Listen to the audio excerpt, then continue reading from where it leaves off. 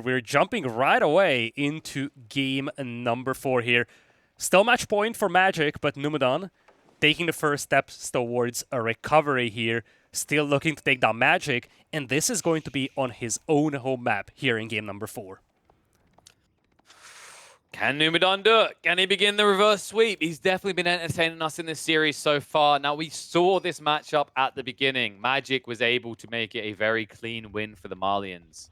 Mongols, though, still feels like there's a lot of unexplored avenues here in Empire Wars, considering a lot of their standard plays rely around these cheesy openings with towers, this aggressive play. I don't feel like we've been fully exposed to what they can do yet in Empire Wars. And look at that. It is going to be that Silver Tree. A Silver Tree on a map where he can get a decent length on the trade, even at the beginning here, as the neutrals have spawned out to the sides around the center.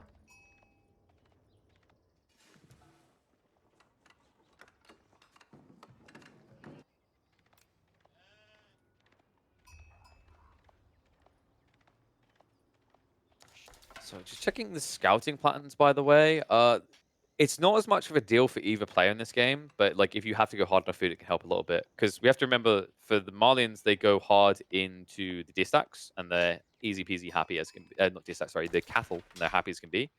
And then when you look on the other side, the Mongols, they get a really cool spawn start, actually. Like, I question marked whether it was maybe a bit too strong originally, is that they have double pastures. Like, if you do the maths on it, it's actually kind of crazy, because you get double Uvu, sorry, not double Gur, which is 100 wood each. Then you get an Uvu, and then you get 2 pastures as well. It's a lot of free infrastructure for the Mongols. If you guys are tuning in just now, by the way, there's meant to be another set after this one. That's right. We're going to be going late into the night because we are going to look to catch Puppy Paw versus Zertin after this. So make sure you're going to hang around. I think the goal is to actually do 4 series each day as we go through this event. I gotta say, some of these games have definitely delivered already. Like, I was very impressed by the Dimu set as well. Yeah, look at that. There's the market coming up for Magic. This is what I was kind of looking forward to in the pregame against the Malians. If you just play something very standard, like we've seen in game number 1, let's say, that's not going to work against the Malians. Now, granted, here, Numudan does have the Warrior Scouts. He's got some Donsos. He could definitely try to threaten this trade. But it definitely gives the best chances for the Mongols to win here. Yeah, I think, like, from what I've seen so far, I still remember Numudan versus Kalp. Numudan was really kept in the game by that trade, so I'm actually in favor of this play, especially considering that typically Malians don't come out their base, right? The opening is all about building ranches, setting up for that Fulani play, and that means you're forfeiting map control. So if you do have that in your favor, utilize it to the maximum, and I can't think of a better way to do so than this. Is he going to set up the outpost as well? I think he's setting up outposts, so he's going to have the Yam to accelerate the return on this trade.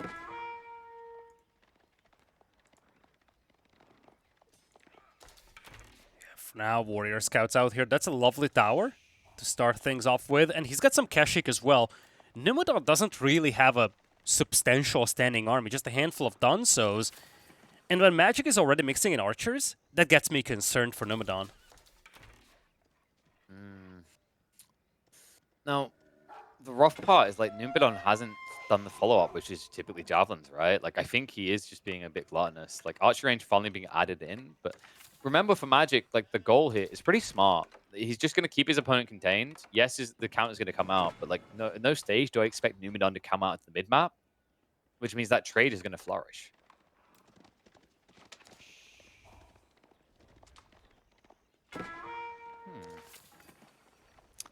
Can we check vision, actually? Like, where is Numudan's scouts? Because he still has 2 of them, but I can't see them clearly on the map. I think they are just staying at home.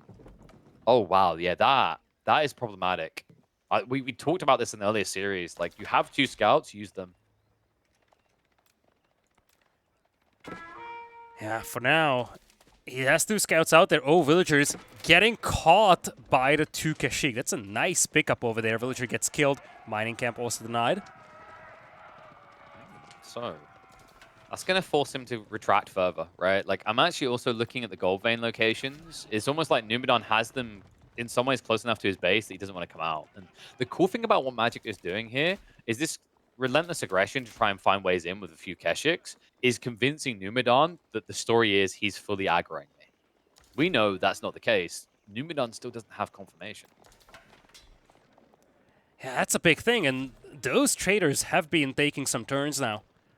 It's not like we have absolutely no impact of those anymore. We have gotten to the point where those traders have generated some value by themselves. Oftentimes, you have those traders go out, but they do get intercepted immediately and they just have no effect. That's no longer the case. And it is very long distance trade. Did we ever check if he had outposts set up? Like, I see one static point near the stone, south of his base. So he has got at least one outpost. I think 2, in fact. He has got a handful of outposts already. Yeah, this is cool. I love that he done this. And it's something you can afford to do, right? Not only do you have a lot more income at the beginning of Empire Wars, but like pulling a villager to do this is a very small percentage of your overall economy compared to if you were playing standard. So info's in. Now Numudan knows. He can park in that eastern corner, but that means you're coming out at a stage where like the archer mass is decent for Magic. His Keshik count is a bit lacking though. Oops. Yeah, traders now being spotted by Numudan. This is a key piece of information. Also sees that the traders are going all the way to the far left. So now he kind of knows the layout of this trade. Problem is that knowing about it and stopping it are two different things. And, you know, the reality is, if you are Magic, you can just divert trade elsewhere, right? You don't have to be ultra greedy. You could play to the safe corner if need be. For the time being, is going to see if he can win the clash. Archie's just trying to pepper down those Donzos. A wraparound attempt, but nice pinch there by Numudan to prevent the Keshiks getting in. However, Numudan not really looking like he's got a healthy count to keep pushing this. Like, enough archers to keep him at bay. Although the Javelins might be the last thing standing, I think you get paranoid from that stage on because of the ability for more Keshiks to be coming. Yeah, we don't have many Keshiks out here for Magic, though. There is no clear response anymore to the Javelin throwers. One trader is going to get picked off again. But Magic, he has done a decent enough job keeping this trade going for a couple of more moments. Looks like he's now going to have to just go back home and rethink things. This is where the Malians will really start coming online. The funny thing is, like, all of his economy is going into military right now, though. Like, this is the oppressive thing about Silvertree and Mongol trade in general. It always forces this awkward phase where you can't ignore it. You have to address it. This is the point typically in the Malian games where they're looking at Castle Age, right? But you can see by Numudan's numbers, that's not on the table. Yeah, I think that's the right call. He can pressure this trade, and now he really has the window to punish this. Just not enough Keshik for Magic to deal with all those Javelin throwers. Stealth Forest is problematic, though. Javelins, they have that extra range, right? If you can't see, you can't use it. That's why he's going to keep retreating away. Traders are just going through such an awkward area, though, for Magic. It's like one of those things where you wish you could create a custom trade route to stop this happening. Yeah, that's one of the deficiencies of these traders. They just go the straight shortest path between the neutral market and your own market. Means that they will just walk in the middle of the combat zone, despite having a lot of space behind that to just walk in. Like, yes. I'm sure Magic would love to have an instance of just being able to walk through his own base a little bit deeper. Even if it's a little less efficient, that would at least keep those traders safe. I feel like it'd be cool if Magic just like moved the marketplace a bit north, right? Closer to where the Golden Deer stack is, because then he wouldn't have this issue, this predicament where he's just kind of offering up tribute to the Malians, right? And now Malian Eco is coming online though for Numudan. He's piling up resources for Castle Age. On the other side, army numbers are the same, but Magic is nowhere close to Castle. Magic can't really punish a Castle Age here right now. Oh man, and he's spamming he's spamming spears. This is something you don't want to have to do, but the circumstances forced it, right? Because like Donzos are just better. Donzos beat spears. They have more health, they have more armor. They are outright better. So the only way I see this working well for Magic is if he now like peels the Keshiks and raids into the economy. It's gonna have to be fast though. Here comes the Grand Flonicaral. That's the problem. Even if he peels off the Keshik, it's 8 Keshik with no range defense. The down center is enough to clean this up. And once the Grand Flonicaral hits, upgrades will start coming in for Numudan. And you see, the armies are so far away from each other that there's basically no window for Magic to engage that army before the upgrades finish. He does have a very big army, but like so far away, it's difficult to exploit. I've got this feeling like Magic's kind of shut down and just try to get his tech up the moment he hears that dink. Yeah, he's so far away though, only 800 food per minute. Magic needs at least a minute just to get the food he needs for Castle Age. Actually more than that. It's like a minute and a half. Cancel the Keshiks, you get a decent amount of what you need, but yeah, it's still far away. Now, Numudan is coming out for a fight. The upgrades are going to be there in time, but look at what Magic is doing. He's not actually looking the big fight by the looks of it. He's actually looking to move into the base. Very similar setup to game number 1. He was pressured back at home, decided to just go in on an all-out assault into the enemy base. This time around, Numudan should just call off his forces and get back home. Instead, he's actually going to go towards the base of Magic. So Magic trying to shut this down. Now there's Keshiks. They need to get on the ranch. They need to burn them. You can see Numudan just holding the choke points to prevent him flooding through. Second wave now coming in. That's the infantry. Numudan hunting around towards the primary of Magic. An area that is completely unguarded. This is almost a base trade here, KP. Not enough forces back at home for Numudan to defend this starting base. But Magic doesn't have the troops back at home to defend either. Both of these players will suffer heavy casualties. Burn, baby! Just burn it all. He's now moving into the wood line, so he's going to snipe villagers there. And remember, the Keshiks can heal through this, right? So the TC fire hurts a lot less when you're able to static like this. Numudan on the other side, I mean, what do you do here? Like, you can't landmark snipe. You legit can't. For a start, the Mongols can just run the other landmark away. For another thing, half your army is ranged, so you're going to lose the cat on the other side. Magic still does have the military lead and is maintaining it for the time being, but now he's hemorrhaging villages. This is such a chaotic game, KP. Numudan is sacrificing everything back at home. Look at this. Basically no functional eco. He is down to 0 villagers working right now. On the other side, he's desperate to pursue that eco, but as you said, it's more difficult for him to do eco damage than it is for Magic. And Magic might be very close to finishing this set off the back of a very scrappy early Castle Age here. Look at his military numbers. Despite that raid coming in, he's maintained over 70. He needs to because of the tech disadvantage, right? But now, moving to the east side, those guys just moved up on the wood line. He's going to check the pit mine anyway. I actually feel like Numudan was safer on the deer than he was here, as he is going to be spotted out. Well, yes, you've got this passive income. Well, you had all this passive income. With the Fulani shut down, and now villagers dying like this, how much can you really afford? Yeah, I really think Numudan should have just pulled his forces back. He went aggressive. I think he got baited by the trade. Went in to kill the trade, continued on to the starting base. If he just calls off his forces back home, he probably limits his losses, and then he still has the Castle Age lead.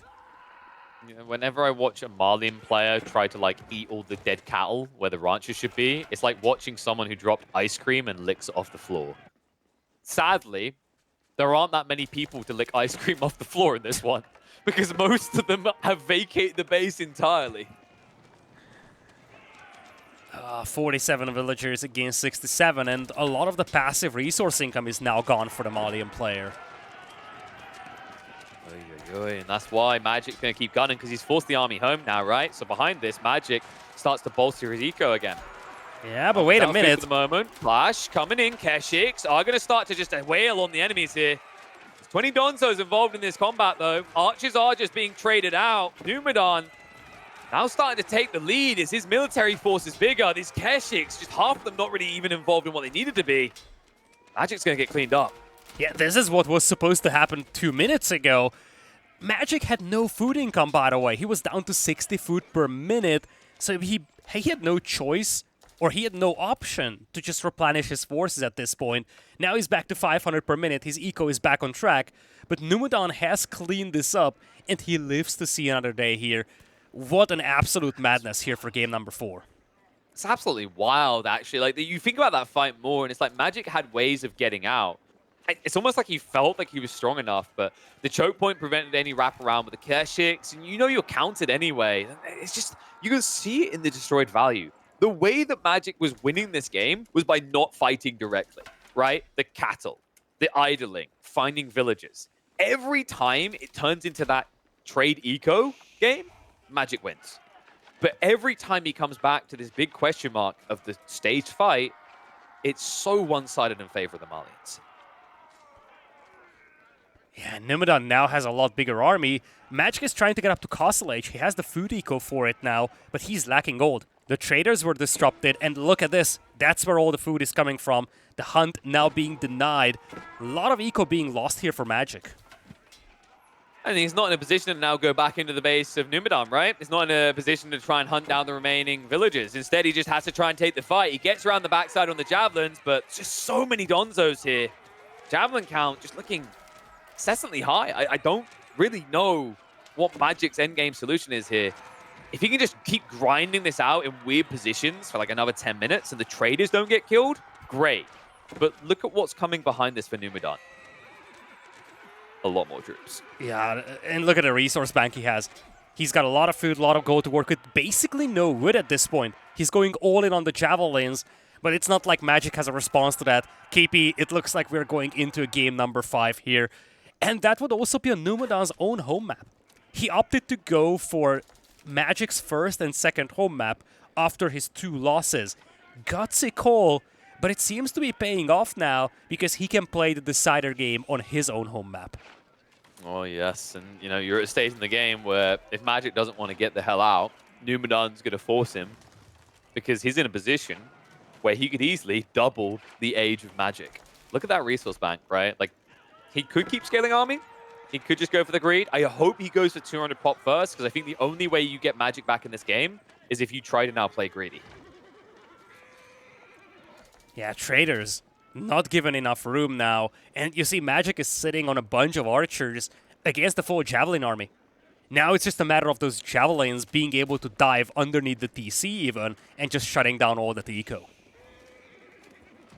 No outpost aura here, so traders can't even try to scurry off and get one return more.